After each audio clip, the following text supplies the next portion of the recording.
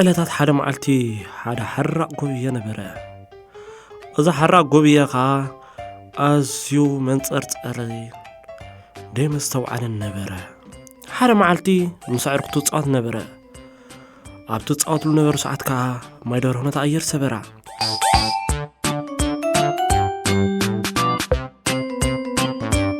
ሓርገጽ ሰሓቐ እንቁራዕ ሰሓቐ ኣት ጎብየ ግን ሓራቕ ስለ ዝነበረ ሓሪቑ ሕነቕ ኣቢሉ ምስ ደርበዮ ኩሎም ሰንቢዶም እውይ ከሓስም ኢሎም ገዲፎም ኸዱ ሽዑ ግን ሓዘነ ሓሰበ እንታይ ኾይነታ ኣነ እንዳበለ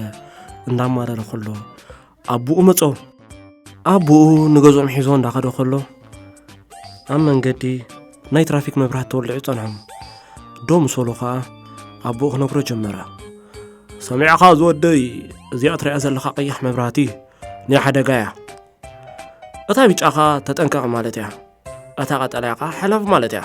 እዚ ንኣጋር እዩ ንመኪናኻ ኣብ ኣንጻሩ ምስ በሎ ኩሉ ነገር ተዘከሮ ህይወቱን ከማእ ምዃና ሓሰበ ቀይሕ ምሕራቕ ሓደጋ ምዃን ተረዶ ቢጫ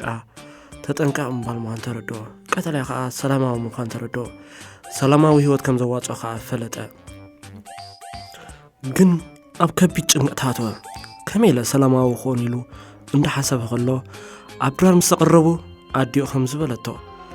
እዚ ወደይ ደይ ዘሕስበካ ዘሎ እቲ ሕስበካ ዘሎ ንገረኒ በለቶ እሱ ኻ ተቐብል ኣቢሉ ኣትደ ጨካን ኮይነ ሓራቕ ኮይነ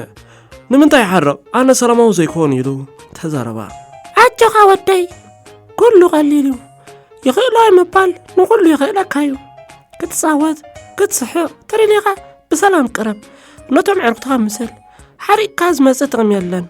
እንተ ሓሪቕካን ነፍስኻ ጥርሒኻ እምበር ሰብ ኣይትጐድእን ኢኻ ህራይ ዝወደይ ምስ በለቶ ኩሉ ገጊቡ ተረዶ ድሕሪኡ ብሰላም ብፍቕሪ ምስ ዕርክቱ እንዳተጻወተ ክስሕቕን ክጻወትን ጀመረ ፍትዋት ህጻናት ካብ ስናይ ንምሃር ሰላም ፍቕሪ ምግባር